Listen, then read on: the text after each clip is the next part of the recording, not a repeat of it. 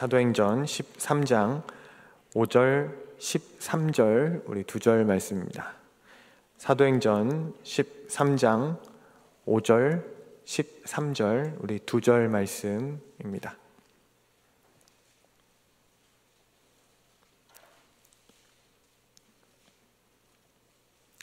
사도행전 13장 5절, 13절 우리 두 절 말씀인데 두 절 각각 저와 함께 읽도록 하겠습니다. 5절입니다. 시작. 살라미에 이르러 하나님의 말씀을 유대인의 여러 회당에서 전할세 요한을 수행원으로 두었더라. 아멘. 우리 13절 다시 함께 읽겠습니다. 시작. 바울과 및 동행하는 사람들이 바보에서 배 타고 밤빌리아에 있는 버가에 이르니 요한은 그들에게서 떠나 예루살렘으로 돌아가고. 아멘. 네, 제가 예배를 위해 잠시 기도하겠습니다. 사랑과 은혜의 하나님 아버지, 오늘 이 시간 하나님을 사랑하며 또 하나님과 같은 마음으로 오늘 하루를 살기를 기대하는 우리 성도님들 함께 모여 예배드립니다. 이 예배 주인 되신 주님께서 이 자리에 우리와 함께하여 주셔서 우리 각 사람의 마음의 필요를 따라 또 응답하여 주시고 또 우리가 주님을 기대하고 소망하는 가운데 말씀 속에서 주님의 뜻과 생각을 알 수 있게 하여 주십시오. 성령님 이 자리에 우리와 함께하여 주셔서 우리의 위로와 또 소망이 되어 주십시오. 예수님 이름으로 기도드립니다. 아멘. 네, 어제도 이제 나눴지만 계속해서 저희 사도행전 함께 보고 계십니다. 우리가 이 사도행전의 큰 줄기를 이해하기 쉽게 그 흐름을 반복적으로 나누는 것도 좋다고 생각합니다. 그래서 제가 오늘 13절 이전까지의 내용을 다시 한번 얘기해 드리려고 합니다. 먼저 예수님의 승천 명령이 이 사도행전의 시작부에 있었습니다. 그것은 예루살렘을 떠나지 마라, 성령을 기다려라 였습니다. 그리고 제자들의 순종이 있었습니다. 기도하면서 제자들이 예루살렘을 떠나지 않고 성령을 기다렸더니 방언의 소리와 또 불꽃의 환상으로 성령께서 제자들에게 임하게 됩니다. 그리고 성령이 제자들에게 임하고 난 이후부터 교회 부흥이 시작되는데 베드로의 설교로 3,000명이 믿고 5,000명이 믿는 역사가 나타나서 초대교회는 약 10,000명이 넘는 성도들로 부흥하게 됩니다.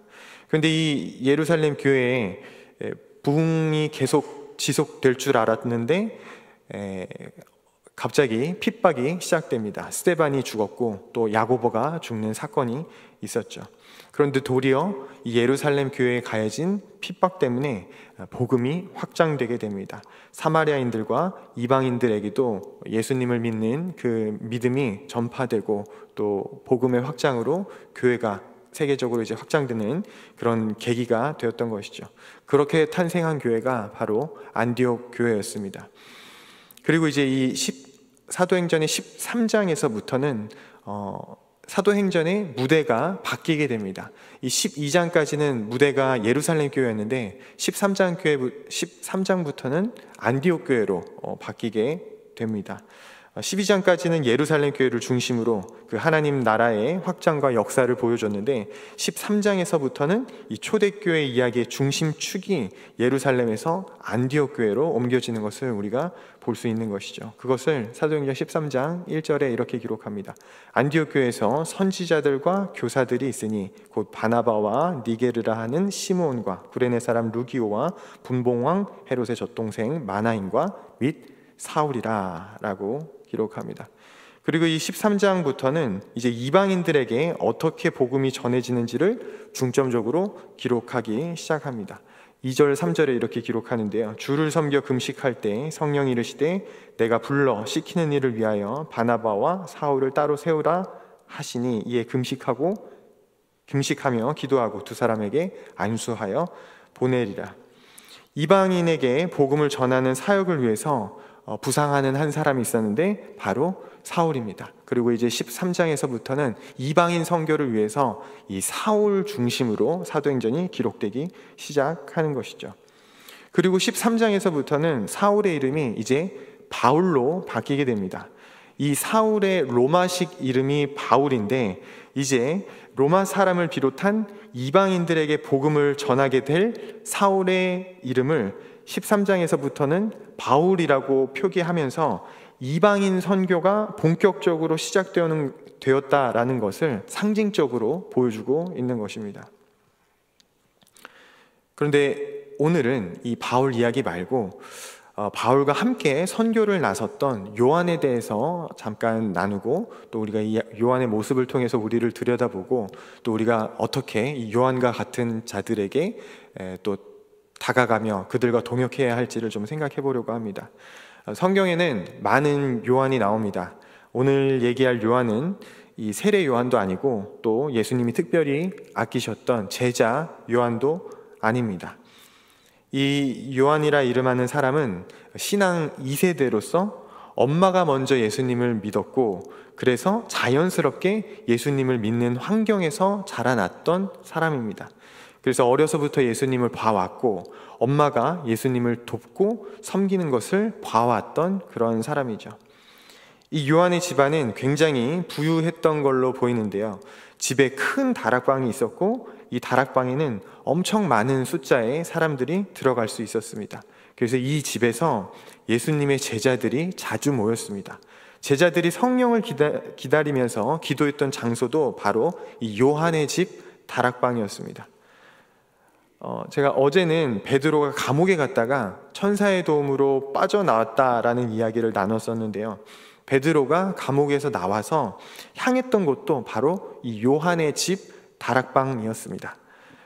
그런 걸로 봐서 이제 사도들이 지속적으로 모여서 함께 예배할 수 있는 주요 장소가 바로 이 요한의 집 다락방이었던 것 같습니다.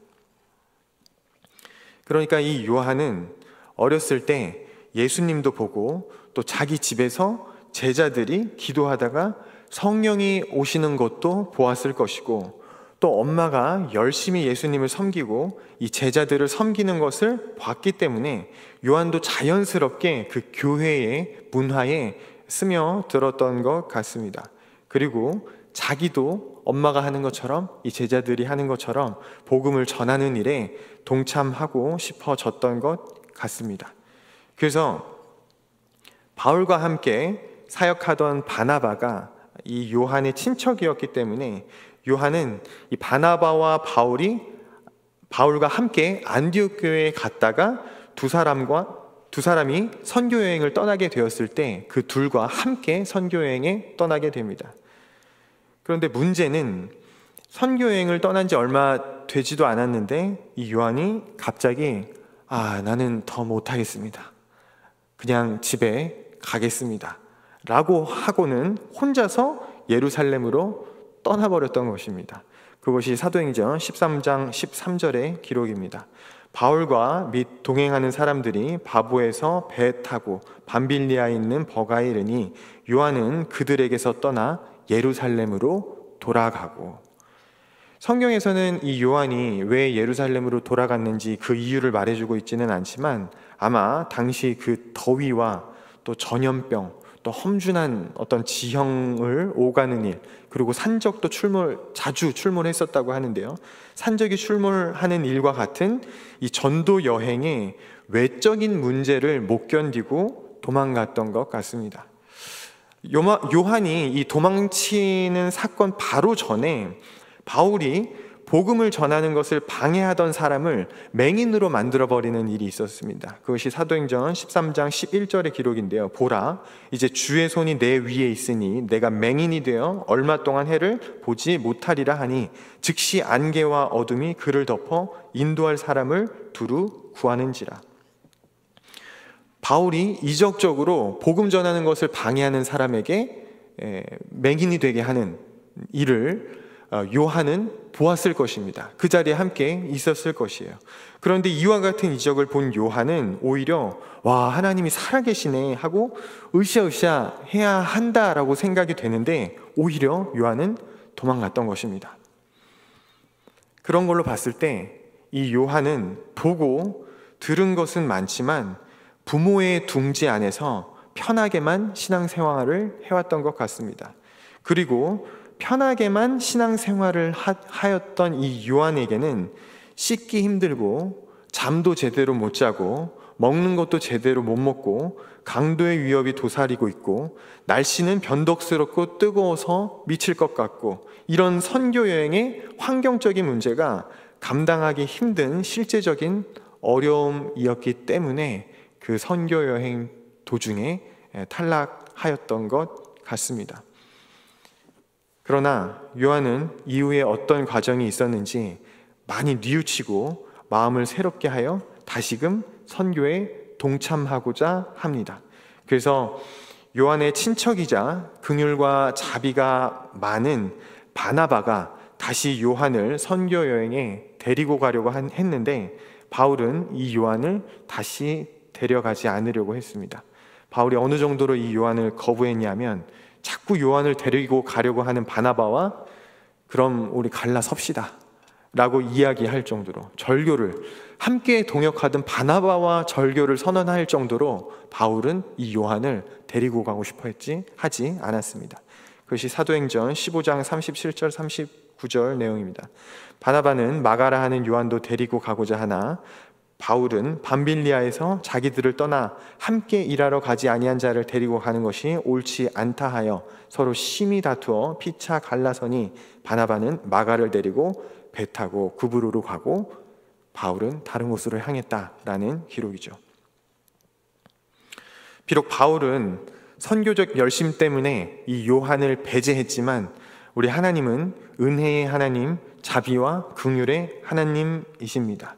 우리가 넘어지고 실패해도 하나님은 우리를 실패한 그 자리에 내버려 두시는 분이 아닙니다. 이 요한의 이야기도 여기서 끝나지 않습니다. 요한은 처음 선교 여행에서 예루살렘으로 도망치고 엄청 후회했을 것입니다. 그러나 낙심하고 있는 이 요한 주변에서 엄마를 비롯한 많은 사람들의 격려가 있었을 것이고 또 요한 스스로 자기 신앙을 돌아보기도 하였을 것입니다. 그 결과 다시 일어서고 싶은데 다시 선교 여행에 데려가 달라고 뻔뻔하게 말할 수가 없었을 것이고 그래서 쭈뼛거리고 있는 이 요한을 본 바나바가 요한을 다시 데리고 가려고 했었던 것일 겁니다. 물론 바울처럼 내 잘못, 내 실패 때문에 나를 반대하는 사람도 있습니다. 나 때문에 피해를 입었을 테니까 내가 실패했을 때 나를 반대하는 사람이 있는 것은 당연합니다. 그런데 하나님 나라를 위한 일에 있어 그것 때문에 우리가 주눅들 필요는 없는 것입니다.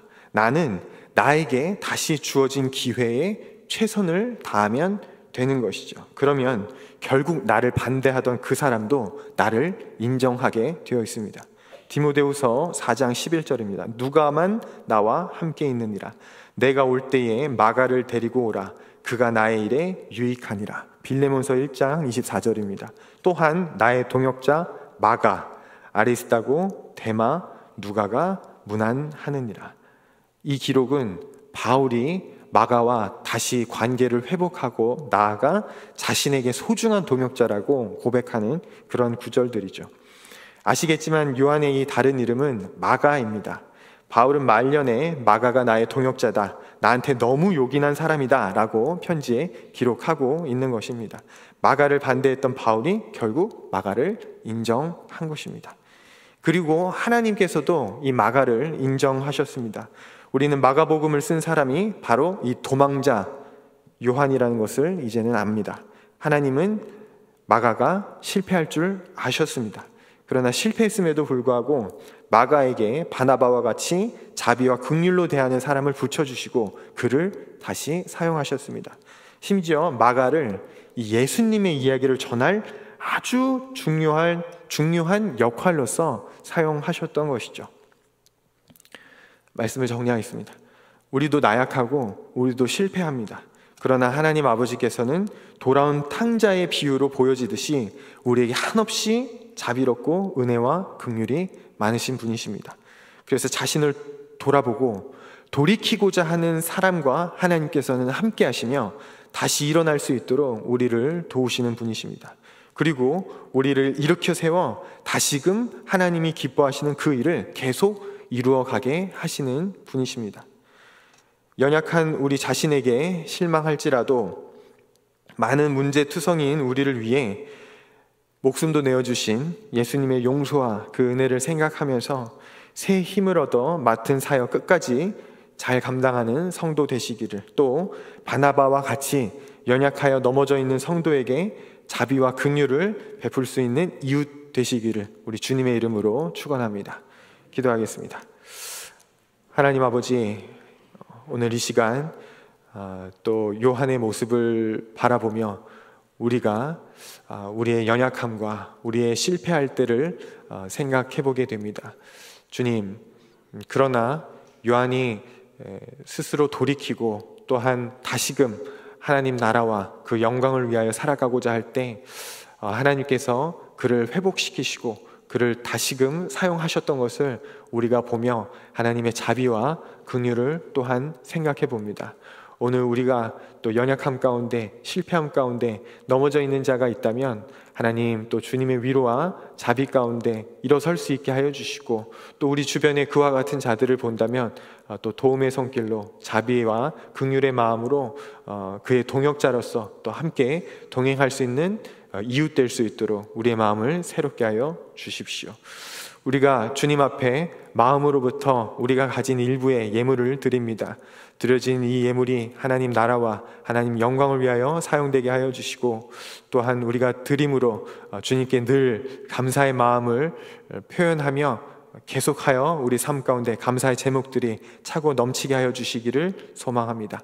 예수님 이름으로 기도드립니다. 아멘.